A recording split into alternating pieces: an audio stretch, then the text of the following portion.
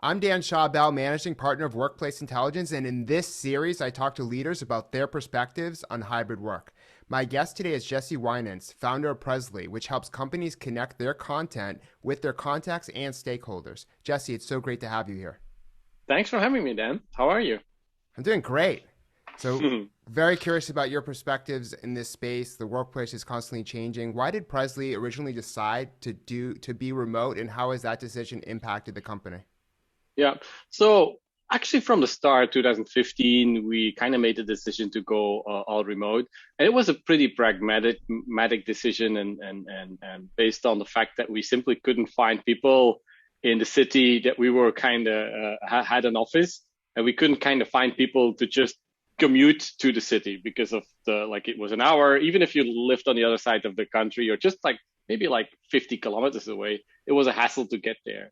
So then we said like, well, let's just widen our range and let's start just hiring remote. And we hired our first hire remotely, and he's still at the company, but he was kind of happened to be in Ukraine.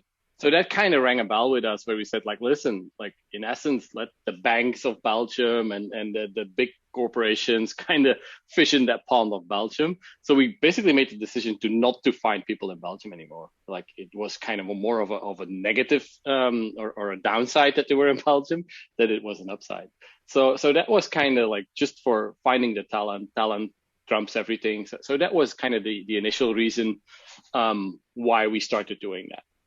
Yeah, and just going along the lines of that, what are some of the benefits and drawbacks of having, managing, and leading a distributed workforce? Um, I think the benefits are, of course, that you have a bigger talent pool to draw from. I also think that it sometimes is better. It needs you need to get your stuff your shit together earlier in a company. Even if you're just small, you need to make sure stuff is documented. You need to make sure that people are involved. You need to have processes in place, regular catch ups, all hands, stand ups, these types of things. You need to get them under control really quickly, because otherwise there is zero communication. So we've always been very good in making sure that we have a great project management tool, making sure that we do great communication, that there's an internal blog, that there's lots of information flowing each way, and that we get a lot of feedback on that from the team as well. So I think that's been a benefit, because it kind of prepares you for scaling later along the way.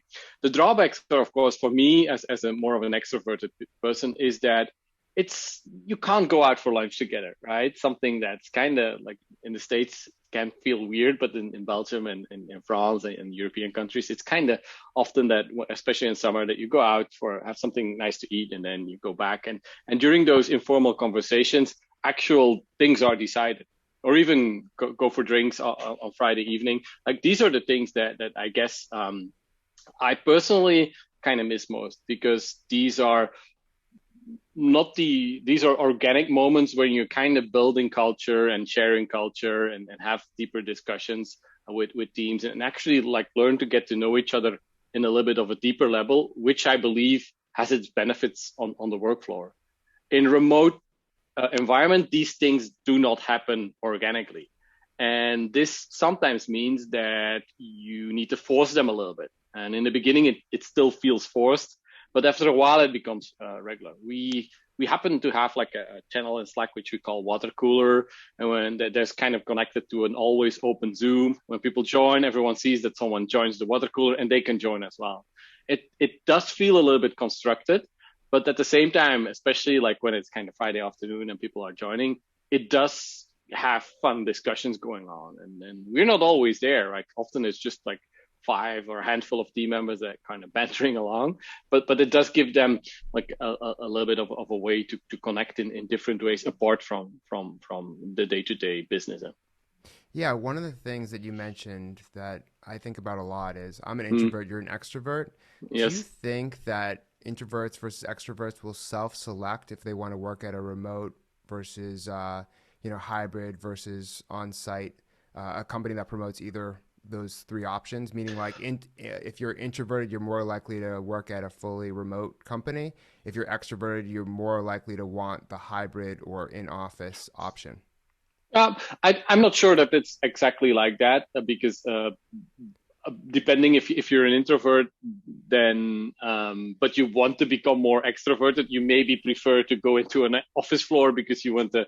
But and it's also highly dependent on the role that you're hiring for. I feel we've had highly extroverted people who have always been remote, right? And we had highly introverted people that always been in the office, and it's their first remote role.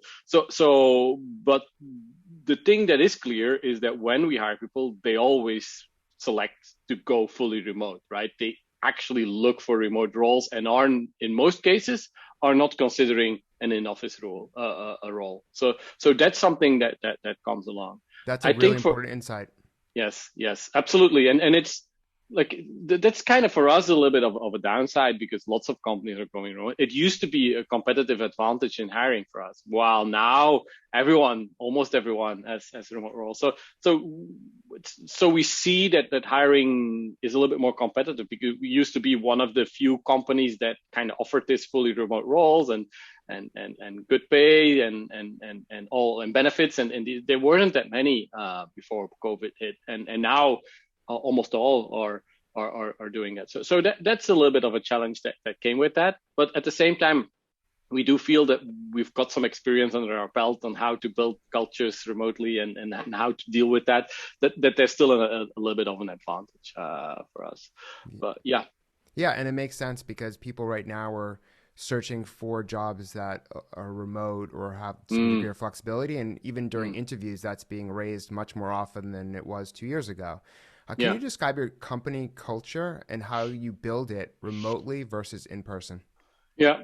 I think it starts from the founder team, right? You cannot change the people who are within the founder team and their personalities. It's always seeding through in the culture. And then I think it starts with kind of having a handbook where you kind of like roughly write down company values, what you think is important, and you live by them. And we've made tons of mistakes there, right? Where a team member said, like, listen, like, you tell me this, right? In the project management tool, you basically tell me this. How the hell does that apply to this company values? And we're like, oh, yeah, it really doesn't. So sorry, right? Either we need to rephrase some things, either we need to question if that value is actually a value that we stand behind, or either we need to change some practices that we do. So it's constantly evolving as well as we kind of grow up. And we're a decade into it. So we started like in 2010, and we're still like evolving this everywhere. I think the big building blocks pretty much still stand and probably will remain, but it needs to evolve in how you apply them. I think that's kind of where we started, and that's also where we constantly like make tweaks to sentences in how the value is described, or how we can kind of improve or bring better examples in how to live by that value. Yeah, and it makes perfect sense, because if it's not documented, people are not going to see it or buy into it. If it's something that's a little bit more official, that means you as the founder are the one who came up with it, and that's what you abide by. And of course, I think everything's evolving, right? And I think that part of evolving as a company is also thinking about culture, and as you're adding more employees and as you become more geographically dispersed, there's so many other elements that come into play. You might release new products and solutions, or just innovate the way in which you do business, and so that all kind of gets captured in the values. But I love what you said of like, there is still this foundation that you're building from. Yeah, absolutely. And I think during onboarding, you spend enough time on it, right? You don't say like, just read it, right? That's not like how you do it. It's basically, I go through it with team members, then I've got an employee that's been a while with us, go through it with how they apply it. So they basically see it from different angles, because it's also easy for me to explain it from a founder perspective or a leadership perspective, but I want them to get it from like an employee perspective as well. And then we have an internal forum where you basically see values in action. So we have some interesting threads where we talk about diversity and how we had different discussions about that, and we link to them. And even the thread can be like 2 years old, right? But it's still a very good application of how we apply a certain value. So then they can kind of read up on these things and see how we do that in practice. And that is very important as well. Bring those examples in, real life examples in how you applied it. And I think that's when things start kind of clicking for employees. And the fun thing is it really makes them excited about working with us as well, because you hired them for because you saw that we're some kind of match as well, in those values, because otherwise like there's something wrong in the hiring process as well. So yeah. A lot of the CEOs I talk to that have fully Mm-hmm. remote companies never meet in person ever. Mm-hmm. Yeah. But you believe meeting in person at least once a year is important, and I agree. Yes. Yes. Why do you promote, annual events and Mm. gatherings, and how Mm. has that impacted the relationships between you and your employees, retention and recruiting? Yeah, I think we've seen throughout the years that it helps retention, right? We've kind of like had a set of people who weren't able to join. Then there is a bigger chance that they kind of like not end the year with us, right? That's been something that we've been noticing. So we work really hard to get them there, right? These days a little bit harder with all restrictions in place, and we actually have a retreat next week going on. So I think that's the first part. It is in the retention metric. And why is it the retention is so important for retention? Because you kind of get to connect on a little bit of a deeper level.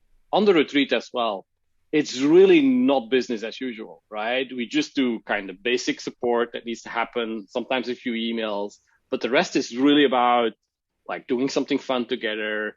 Maybe kind of like go do an activity, go out for dinner, kind of like let them kind of organize some games, a few sessions once in a while, but really like it's very light on content, because the whole goal is for people to kind of get to meet each other across teams and just have some fun together, because we believe that whenever you come out of that retreat, it kind of like people are still buzzing, and that kind of energy kind of pushes them forward in their job, and new connections exist between different teams that weren't there, and there automatically will be conversations going on that will benefit Presley in the end. So we're really strong believers in that.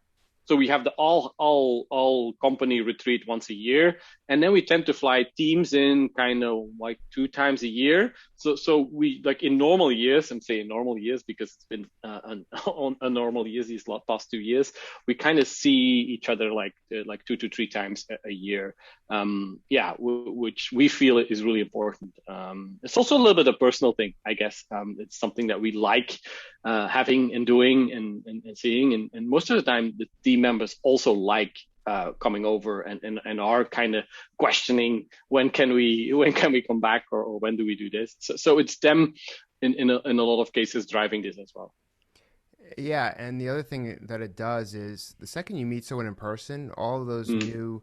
new, virtual meetings, they Yeah. become better, and you start Yes. caring about the person more because Yes. you've met them in person, right? Yes. And so I Yes. think it enhances those relationships, and there's a correlation between that and retention, Yes. productivity, and all Yes. the positive metrics that I'm sure you measure. Absolutely, but the same with friends, like your best friends or your friends where you have a lot of memories with, right? That's kind of like how because you can banter about how it was like 10 years ago when we were doing XYZ, right? We still are talking about the retreat 5 years that we had 5 years ago because something memorable happened there, which kind of like you create some kind of collective memory as an organization, which is sometimes like feels a little bit like the foundation of your culture as well. And it just becomes stronger and stronger and stronger if you have memorable experiences.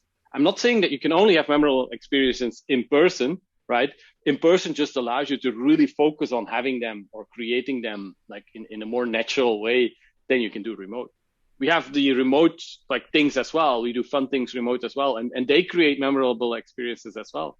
But there is something different about being in the same place for 4 days in a row and spending a lot of time together.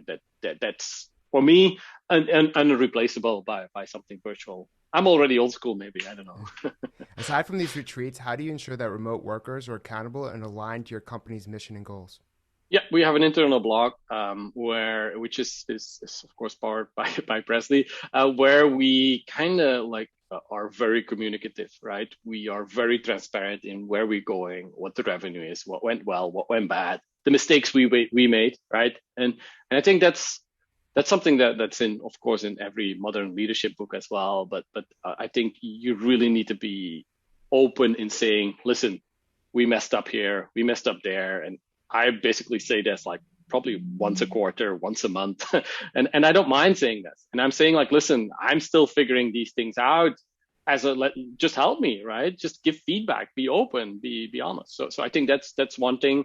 Transparency, being honest to the team about what went well, what went wrong, what are you doing to fix it. Team feedback as well, that goes in multiple directions, right? Like we were very strong on and pushing people to give feedback to each other. Written feedback, there's multiple ways to it. You have full-fledged HR systems, you have Slack bots for this, but it is such an important to create a culture where feedback is appreciated, not loaded, right? You cannot like we're a small company, right? So there's not a lot of hierarchy in which role you can't become a VP and stuff like that. We don't have titles, right? So the only way that we can kind of push our people to become better is that we are expecting a lot from each other, right? Where we say like, listen, this was great, but I think we can do XYZ to do it even better. Like then you're kind of growing because you say like, okay, and if you then not go into a defensive mode and say like, damn, what's he saying? But I say, he's actually right. He's actually right. I could actually do that better.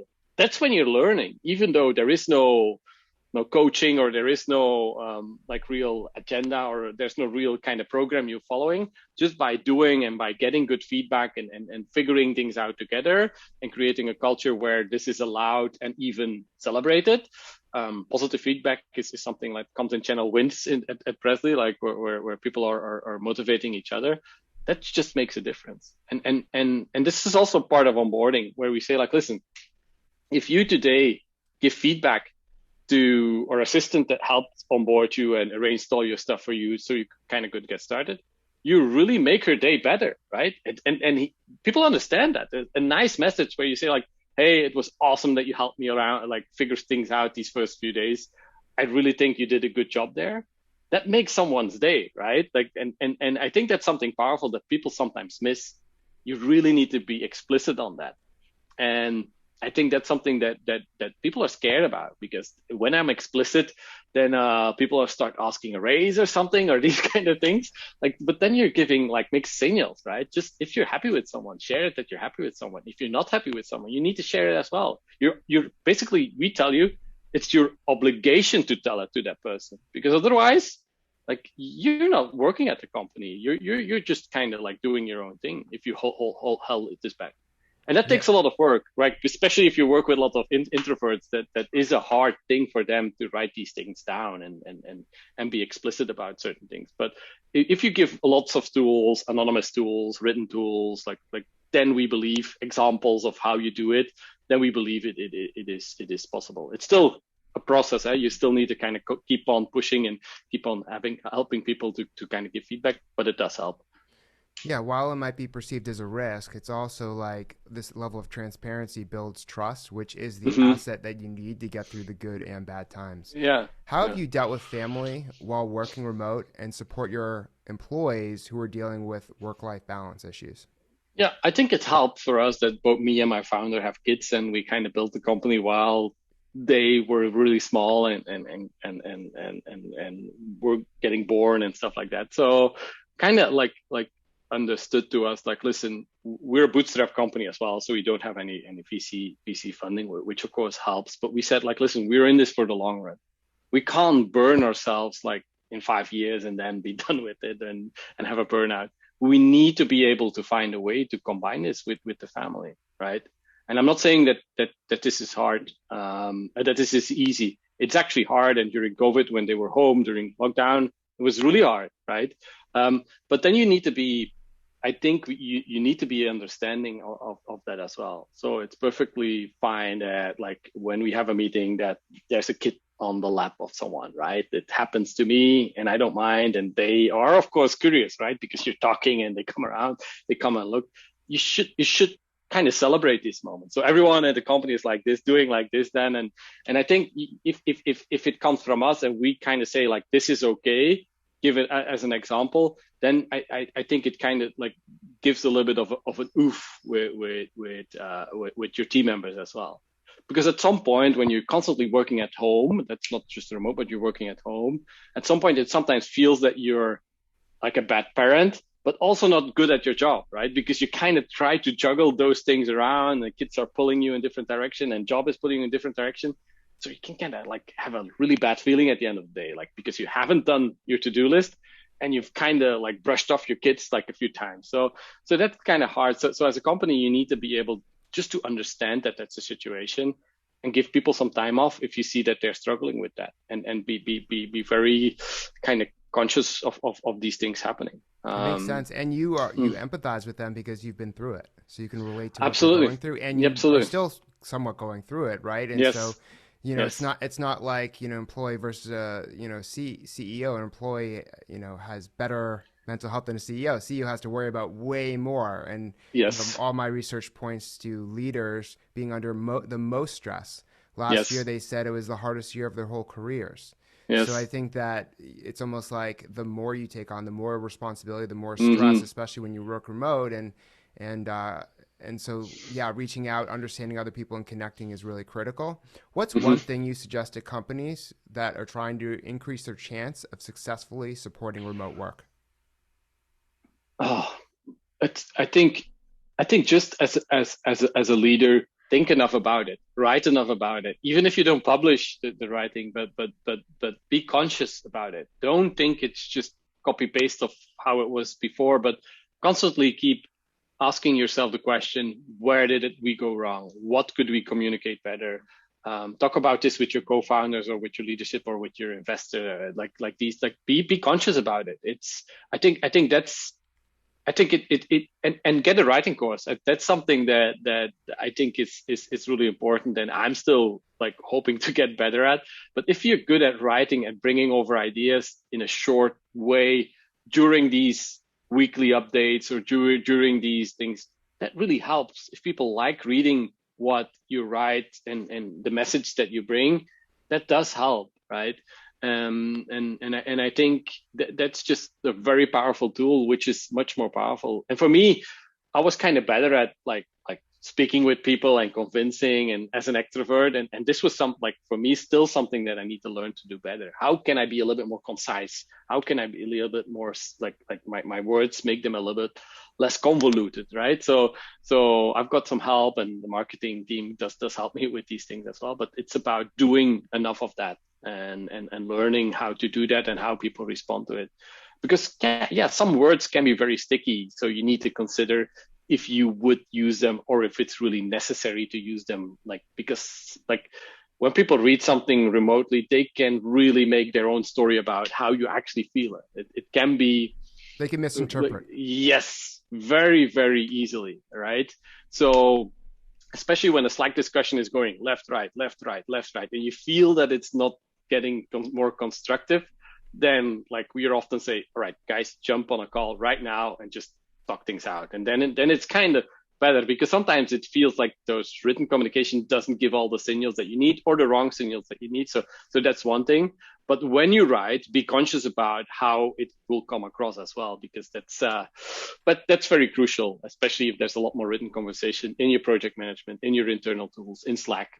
So I think these two things, being conscious about it and writing well about it, that's probably some of the tips I'd like to give. But there's probably like 20 others that Yeah. are equally important. Yeah, but I think this is important because especially if you're remote, you have to over communicate, and you have to Yes, communicate in all Slack and email and yes, text. Like you need to yes. learn how to communicate in all these different mediums. So I think hmm that's a really good point. And what do you think the future is for remote or hybrid work? Well, I think it's only going to grow, right? I think what we start seeing is that like you used to be able to figure everything out ourselves, right? So it wasn't that easy, and now there's a lot more tools coming for remote people as well, and they're doing really well. Something like Zoom, for example, logically, and we were already using Zoom because we clearly know it's the best quality that there is, right? Because we kind of tried like five different things before, and we thought it was really important. So I think like these things are becoming a little bit easier. to kind of so I think it's going to grow further. Something that we've started, I think 2 years ago, was something like an office budget, so people can actually spend time if they want to sit stand desk at home, right? So, and they want their own screen, and they want to have a good environment, that they can kind of get an office budget from us, so they can kind of invest in their own home office to kind of get more out of it. It's something that we kind of stole from Zapier, who's been kind of doing remote for a while as well, and they've been doing this, and I think that's something that we've kind of took over like a while back, because it's kind of like you don't need to see this as kind of a cost saving method or something, because it's not. In essence, for us, it's never been about cost cutting. But it is about creating a well environment where people can be very productive. So this also means that they still need to be able to have a good place to type, right? So we don't like seeing people with bad cameras, or when they're working from a couch or something. If it's like once in a while, I think we're fine with that, right? And it's like, of course, or they're at the beach or whatever, we don't care. But if we constantly see people like working from it within a couch, you're like, why don't you sit behind the desk? It's like, or why don't you stand up, or why don't you take a co-working place? So we are looking into these things as well, to just make sure that they have good cameras as well, right? Like that's just stuff that's just these are just the basics, right? It's like having an office with air conditioning, right? If it doesn't have any air conditioning and it's hot, you can't work. So like the same thing, you need a good camera, you need a good microphone, you need a good internet connection, because otherwise. So these basic things, like they just need to kind of be. And some people like sometimes the situation that people are calling in that's sometimes really weird. And I'm in a messy office as well, so not too much to say about that. But still, I do think it's important to create that environment where you can kind of relax and get some work done. Yeah, it makes sense. And a lot of people have to invest or have already invested in their home office. And Yes. I agree. I think lighting, good air quality, Yes. camera, like there's all these things that, people didn't really need years ago. And No. now it's pretty much a No. requirement to even be in Yes. business. Yes. And I think that, instead of having this big facility, a big office where you have, hundreds of employees, now everyone has their own. It's almost like the disbursement of offices, and you have to, Yes. as a CEO, take into account that everyone's in these offices, and you Yes. don't want to give someone too much of an advantage over someone else. You want it to No. be more collaborative and more equal. Yeah, absolutely. 100%. So yeah. Thank you so much for sharing your perspectives, Jesse. Yeah, I hope it was helpful.